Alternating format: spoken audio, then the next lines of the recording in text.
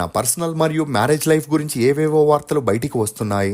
నేను నా భార్య మధు పరస్పర అంగీకారంతోనే చాలా కాలం క్రితమే విడిపోయాము. ఇప్పుడు మా జీవితాల్ని మేము బ్రతుకుతున్నాము.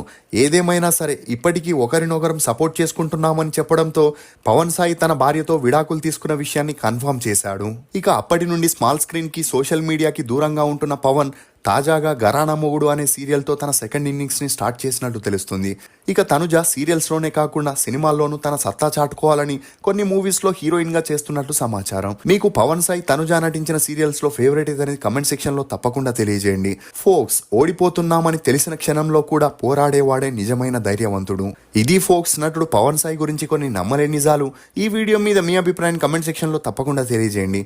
మేము చేసిన ఈ వీడియో మీకు నచ్చినట్లయితే ఒక లైక్ ద్వారా మీ సపోర్ట్ని మాకు తెలియజేయండి.